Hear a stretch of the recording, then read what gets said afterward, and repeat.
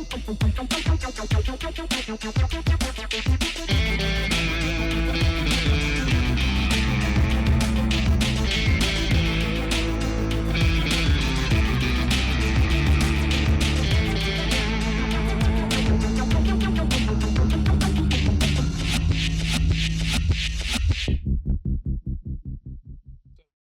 to today's episode of Art for Profit's Sake. And this episode is going to be different from the others because it's not an interview. It is going to be my wife, Leslie, and I chatting about our new project, Sugar Plum Tarot. Hello. Hi. You've probably recognized her voice from her wonderful ads. Excuse me. So, we're working on this tarot deck together. It's Christmas themed. Leslie is taking care of the card descriptions in the form of poems, and I'm doing the illustrations and the Kickstarter and stuff, and we're all kind of working together on the general ideas. So I thought this would be a fun opportunity to kind of just give her a tour of all this stuff that she's not involved with on the Kickstarter side and the art side. And it might also be an opportunity to explain it to any listeners. So, if you are just listening, great. If you are going to watch this, it might be a bit more useful because I am going to be sharing my screen as I walk through the different pages and websites and stuff we use to coordinate this stuff. So, starting off with, Leslie, what does Christmas mean to you? Well, what comes to mind is just all our jolly good times in watching. Can I say Hallmark? Yeah, you can say Hallmark. We're going to do the Hallmark film review series soon. Oh, yes. So all the Christmas movies that come to mind, but just the season that it brings, just a little bit of calmness in a way to our lives. Well, we make sure that we have calmness by setting boundaries and what we want to partake in. Oh, yeah. So... So, I never really cared much about Christmas, but my wife's a huge Christmas fan. So, Leslie kind of eased me into it by starting with what we call Cool Kids Christmas, which is basically where we pretend our families don't exist. They don't exist. On Christmas Day. We find some complex recipes to spend the day putting together. It could be bao buns. It could be steamed dumplings that we've made all by hand, all by scratch, every single piece. Yeah. And then also we try some festive cocktails or drink a whole bunch of Christmas-themed beers. Yes, but especially my favorite part also is getting a Christmas-themed 1,000-piece puzzle. Oh, yeah, and putting it together the entire day and just taking drink breaks throughout the time of our festive cocktails, mocktails that we make. But also, I say this now, but I'm sure I'm going to regret it mid-puzzle. The New Yorker puzzles of the Christmas piece, of their Christmas covers of their magazines, they're so gorgeous. But they're ridiculous puzzles. They're very hard for me. But we get through them. I love them, though. But they are a challenge. Yeah. They're just gorgeous scenes that I love. Yeah. But just the whole feel of Christmas. And everyone is sometimes a little bit nicer. During this Christmas time, everyone just gives each other a little bit more patience, which is always lovely to have.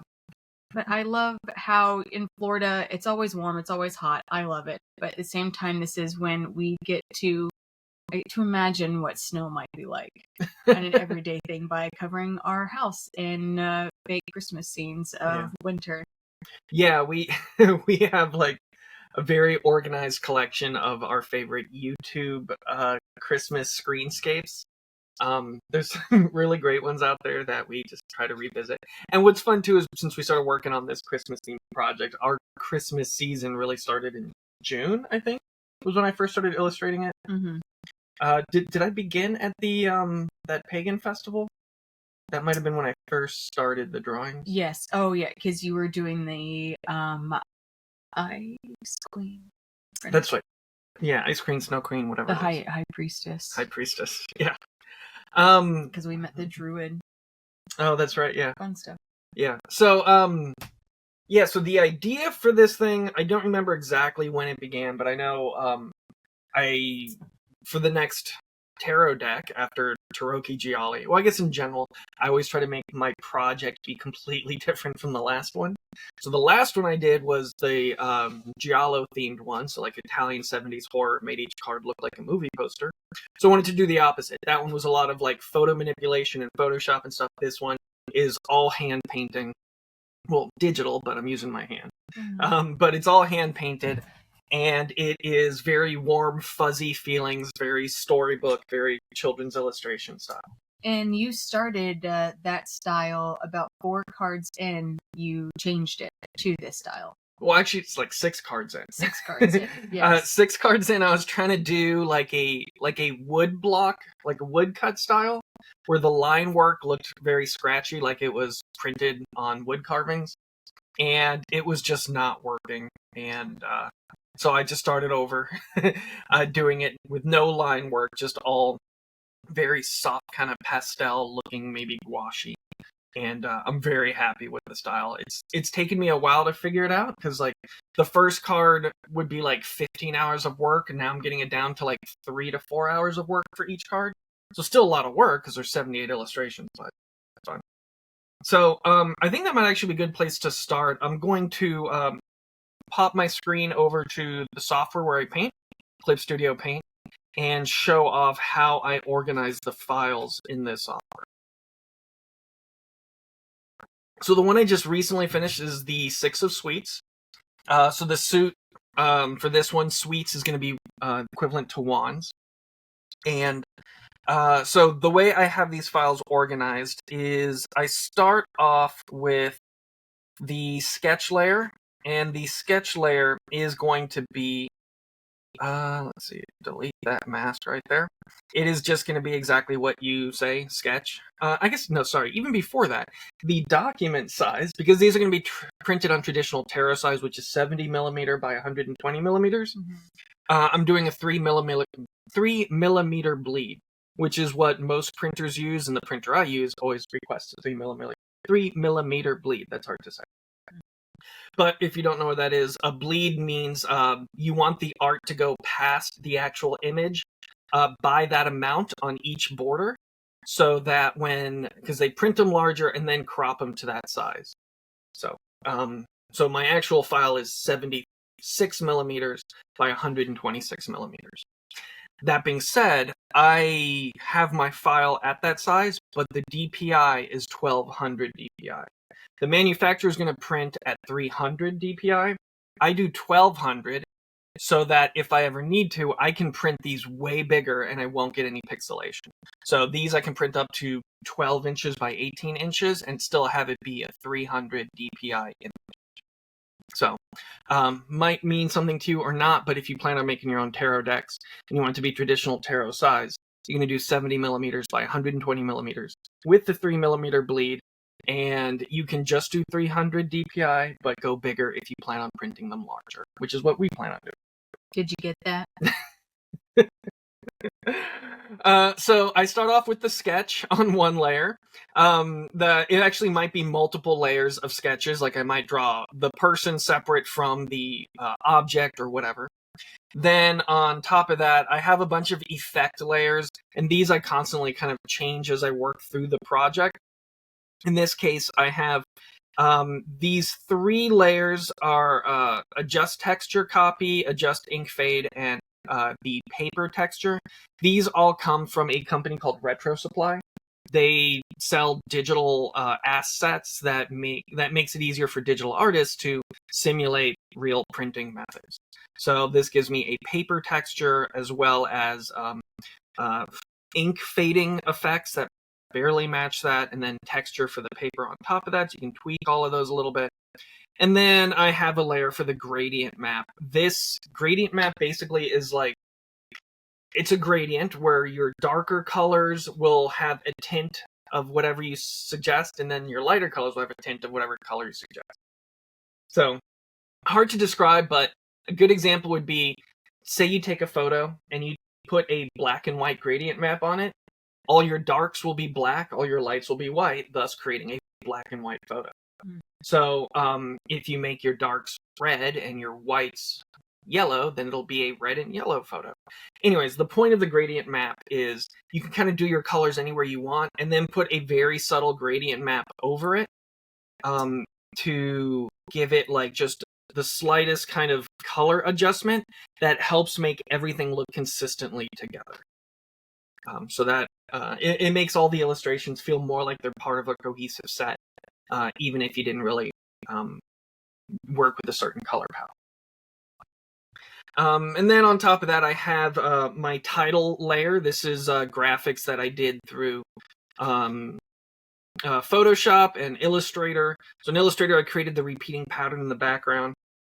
Then on top of that, I have illustrations of candy because it's the sweets. And so those are all on a separate layer too. So I also, with my first tarot deck, I didn't illustrate under the titles, which became an issue when I wanted to make prints later on that didn't have the title on it. So now I always make sure to keep those titles on a separate layer and only enable them at the end because I want that art to go all the way to the bottom, even though it's not going to be shown on the card. Because sometimes people might want this as a print, even though they're not a tarot collector or something. And then I also have a template file that I always use that I overlay on the image when I'm doing my sketching just to make sure I don't have any important elements in the areas that are being cut out. And that's what the red border is. So that's how I organize my files in Clip Studio Paint. Very similar to Photoshop. I have all those different layers so I can adjust everything separately. Did you catch all that, Leslie? See. Okay. So another thing that I do right at the beginning that I also probably should have started off with is one of the first things I create, and again, this is something that I often will end up adjusting later on, is a design rules. This is a graphic that lists the names of the fonts I'm going to use. It'll list the logo and the core colors that I need to reference. I have the hex codes for all those colors and like a little palette of those colors. So that way, if I'm doing any graphics or marketing or anything and I want it to match and feel like an overall cohesive thing, I know to use those fonts and I know to use those colors. That just kind of helps keep me organized. Took us forever to choose those colors, it felt like. Mm-hmm. Yeah, and again, like those colors aren't super important in the art itself because I have that gradient map that makes everything consistent, but it is definitely important with any marketing or advertising or supplemental products I create. So let's talk a bit about on the things that are actually needed for a tarot deck. Yes, you do need 78 illustrations, but that's just one element. And so when I come to organizing my files, I'll have a folder for my tarot project. And then within that, I have two folders, one called components, one called marketing. Components is where I have all the elements that go into a tarot deck. So cards, in this case, is one of 5 folders. But I also have a folder for the book. This is where all of Leslie's card description poems are going to go. This will generally be a PDF that I will give to all the backers as a digital item, but then also will be sent to the printer to be printed. The box design, when I'm coming up with the box design, usually your printer will be able to give you design templates. I do the extra mile of then converting that into a 3D model in Blender, and then I import that 3D model into BoxShot, which is a program I use for all of my 3D mockups. Because then, pro tip for anyone running a Kickstarter project, the more professional you make the whole page look, the more likely people will pledge to it. So having renders of the box that look really good will make people feel more confident that this is an actual product they're going to get, and they're more likely to give you your money for it. Give you their money for it. Yeah. And definitely take the time to have someone else look at that rendering before you go to post on Kickstarter. Even though you might have waited a good minute or hour for it to render, sometimes it can be too quick for another person's eye that doesn't know what's going on. Anyway, it's something that usually happens to us. Yeah, I end up rendering that graphic like 5-6 times. And then there's the folder where I have all my cards. Now within that cards folder, I have the Clip Studio Paint files. I have multiple different types of exports. So all of the images at 1200 DPI, all of them at 300 DPI, and those are all with the bleed. So then I also have cropped versions, smaller. The cropped ones are what I use for anything I'm posting online. And then the uncropped ones with the bleed are the ones that go for print. So there's going to be way more stuff involved than you would think. And that's just, I've kind of learned to trust this folder structure. And that winds it back to the marketing folder. In my marketing folder for the project, I have a folder for the banner image. Marketing for a Kickstarter project, the first thing I do is come up with the banner image. That's the image that is going to be on the Kickstarter page. And this kind of becomes like a like I guess like a calling card for the project. It's what I'll be turning into like buttons on my link tree. It's what'll go on the Kickstarter page. It's what'll go on the BackerKit launch page. It's what'll go on all these different pages. And that's going to have my mock-up of the box, a couple of cards, and the title, generally speaking. And I'll often go back and edit that too. But yeah, that banner image is what would you call it if it's like a goal you're headed towards? It's like a vision board maybe, but like a pretty one. Paragon? Is that? No. I don't know, just you want to make it eye-catching, but also tell a story in the matter of a 2-second glance. Yes. So, I don't know. Yes. Elevator speech of banners. I know Kickstarter suggests having very small amounts of text on it. Make it mostly just like an image of the product. It also helps to try and think, like, if someone is browsing Kickstarter for tarot decks, what is going to stand out in those search results? So a bright, bold color will do that. If it's got like a white background or a black background, it might be harder to see, but if it's got bright colors that looks different from everything around it, then that's going to be useful too. Do we have the price on the banner? We don't. We talked about doing that for the board game we're working on. Right. Okay. Once we get that price quote back, we'll have a better idea on what would be a safe price. Oh, that's right. Yeah. I feel like on Kickstarter, most tarot decks are kind of the same price, so you don't really need to put that on the banner. Most tarot decks are like $30, $35, $40. Okay, so better on board games. Yeah, because board games, like, they're getting more and more expensive on Kickstarter. Like, people won't balk at a $100 board. Well, board game collectors. Different crowds. They'll be like, oh, that's cheap. Okay. This isn't Cards Against Humanity. Yeah, that's true. So also in my marketing folder, I have Kickstarter files, because your Kickstarter is going to be filled with graphics. So I create a graphic for every title on the Kickstarter for the different sections, a graphic for stretch goals, a graphic for all the mock-ups of all the items that we're offering.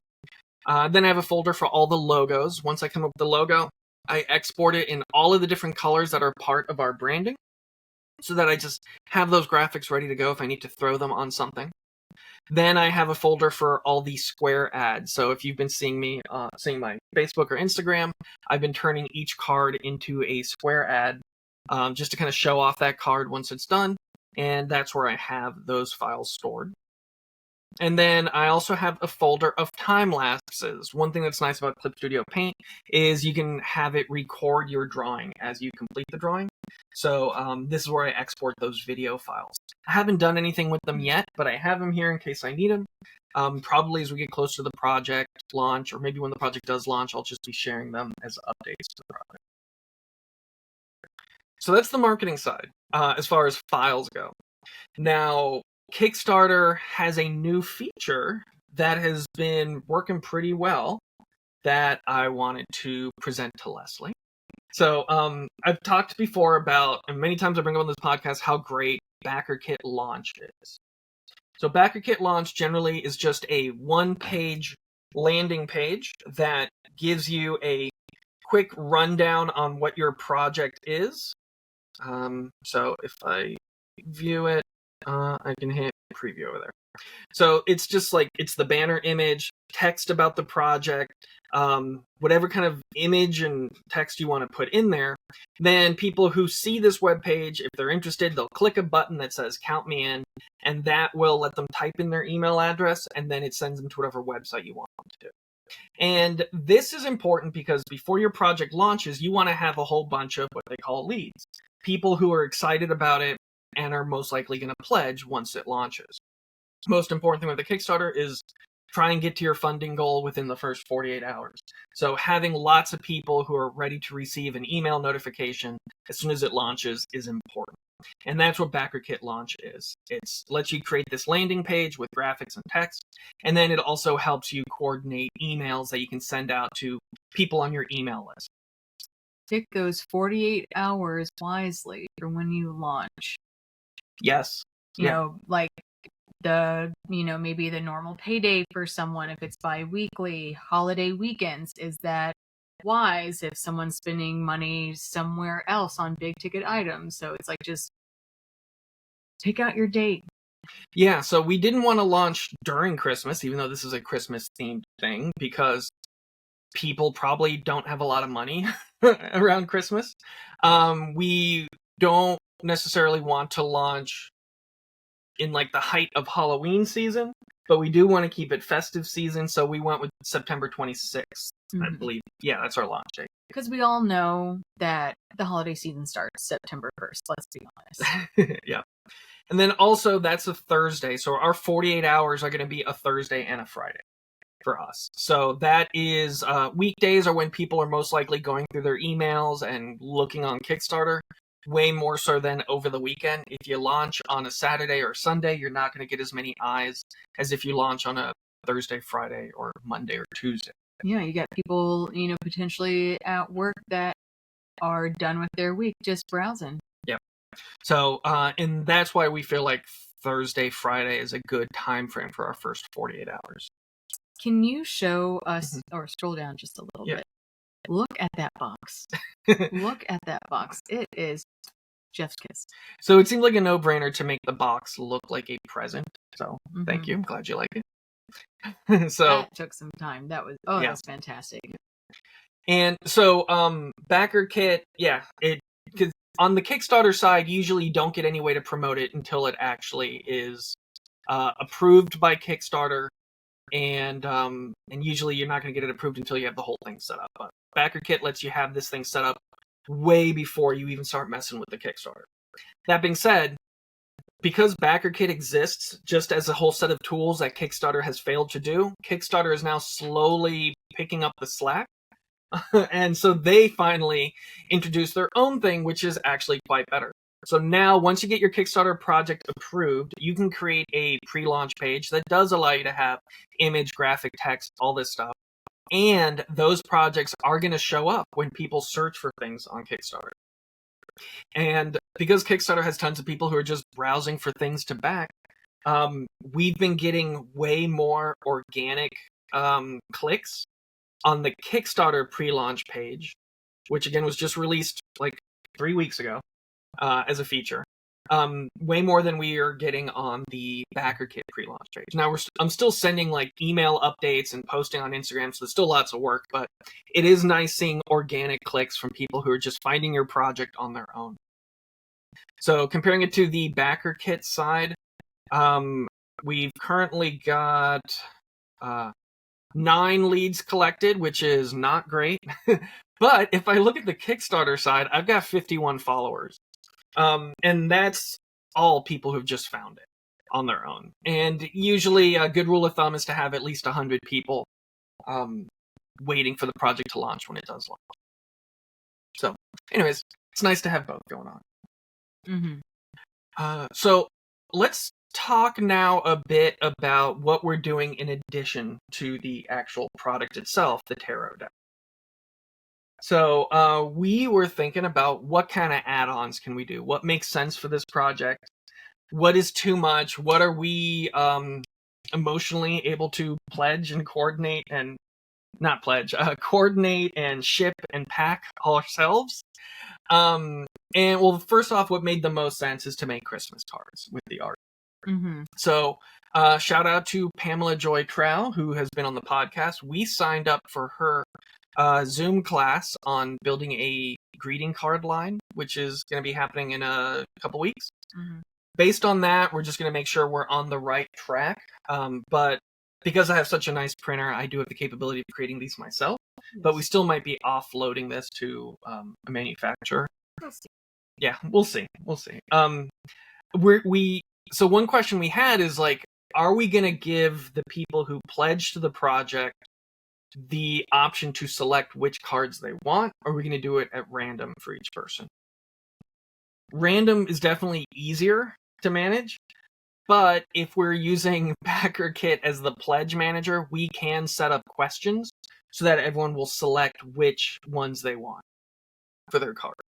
And it's going to be a huge hassle setting up those surveys, but once we have that there and we see what people selected, then we can actually start printing them ourselves and getting them made. Yeah, because the t-shirts, that's a one-off print. Yeah, t-shirts are super easy. So we are adding t-shirts also as an add-on. For the t-shirts, we're going to be using Printful, which I already have set up on my website. And so that's pretty cool. You just send, create the product, ship it out to the backer, and then, I mean, we're going to get charged by Printful, but you send the order to the manufacturer, and the manufacturer ships it out for you. So that's nice. I'm trying to get over to the rewards so I can see the list of it on my webpage.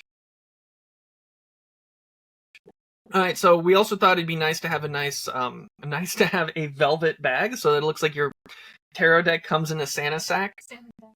So the manufacturer I used for this, I found on Alibaba way back in the day for my first tarot deck. And I think they cost like 95 cents each or something when I got 100 of them made the first time. So it's very easy thing to add on. It doesn't add a lot of weight to the package too when you ship it to someone, so that's nice. One thing that I've done with my last few tarot decks that works really well is what I call a 3-card reading. It's just, I open up a deck, shuffle it, and each person who pays for this option gets an envelope with 3 random cards added to it. So it's like their personal tarot reading.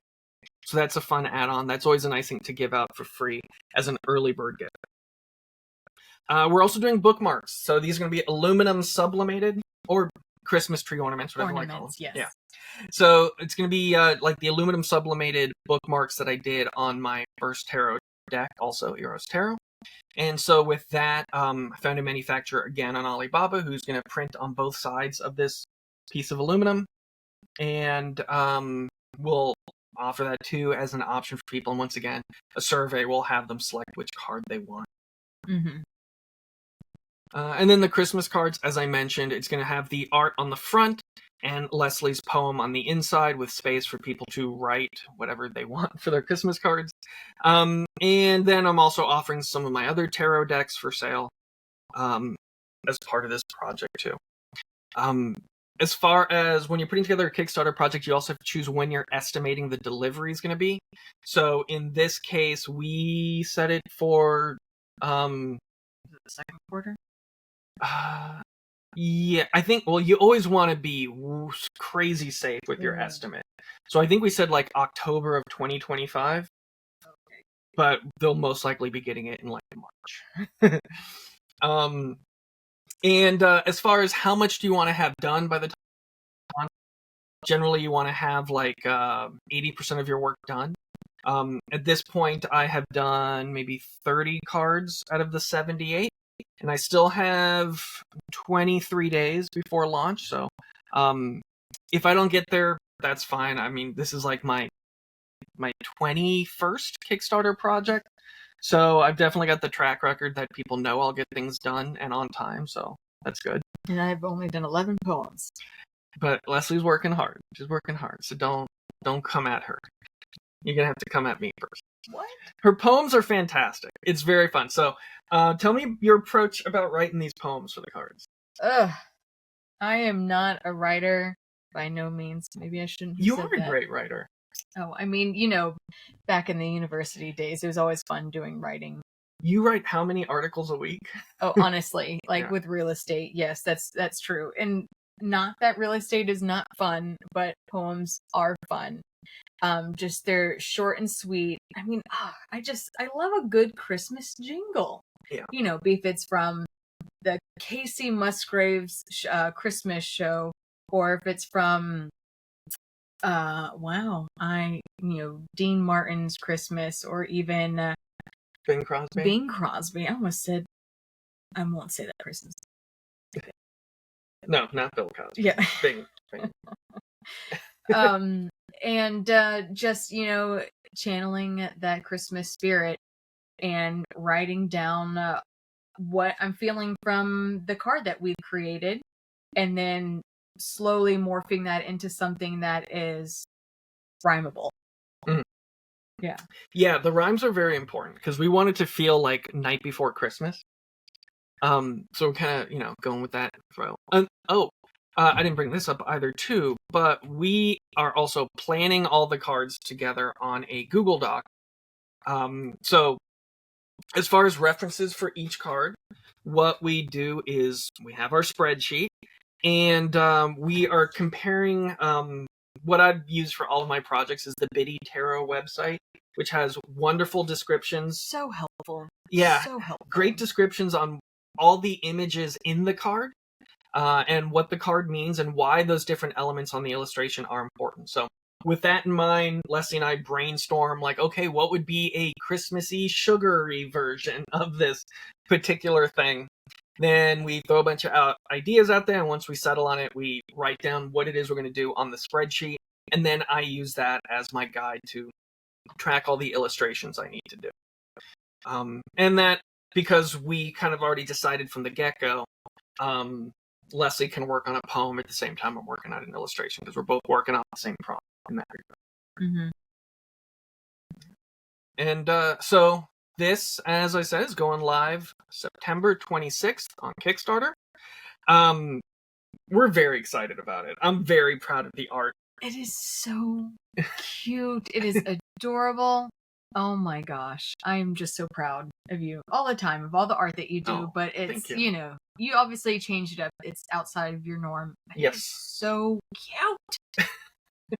And, and you are a great listener when it comes to critiquing it. Thank you. Yes.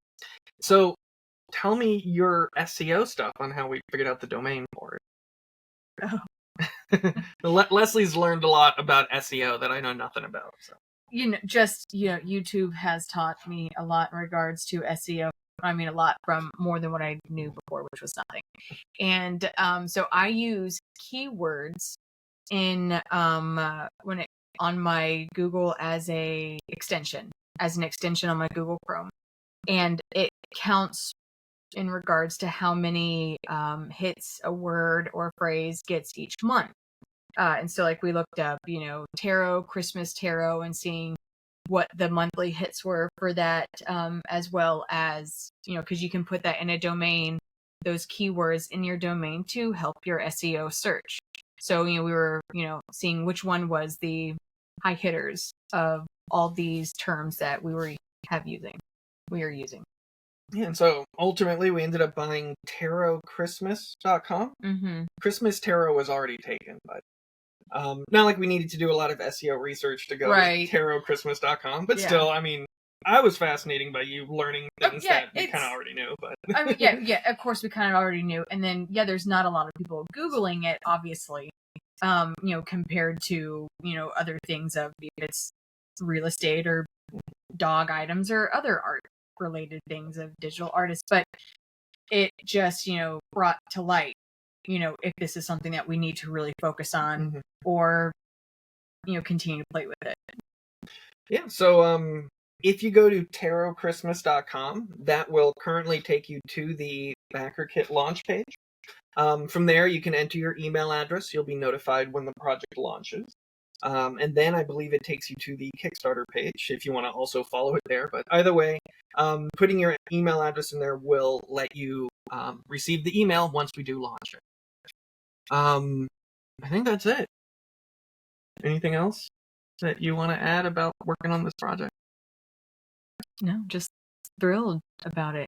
It gives us an excuse to have Christmas music playing as we work. All the time. Good lo-fi Christmas. Yeah. All right. Well, thanks for listening to this very special holiday episode. Not really a holiday episode. Happy holiday. Yeah, happy holidays in the middle of early September. Yeah, it was great, and I'm very excited that I get to work with my wife on this project. I'm sure we'll be doing another project soon another episode like this soon when we're ready to start talking about the launch of Propagation Station. which we are going to a board game convention in a couple weeks to promote our new board game. QuestCon. Yeah, QuestCon in Orlando. So, no idea what to expect. Hopefully we sell some stuff and we get people excited about our board game there. But today we're talking about Sugar Plum Tarot. Yes. So, yeah. All right, thank you so much. Bye. Art for Profit's Sake is recorded through Riverside FM, distributed through Spotify for podcasters, and edited on Adobe Audition. The music is provided by Old Romans. If you learned anything useful or found this podcast helpful, please rate and review us 5 stars. If you want to learn more about me or my art, head over to chainassembly.com.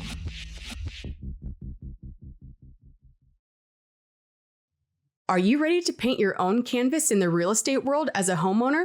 It's Leslie Haas from Realty One Group Sunshine, and I'm here to talk home equity, your masterpiece in the housing market.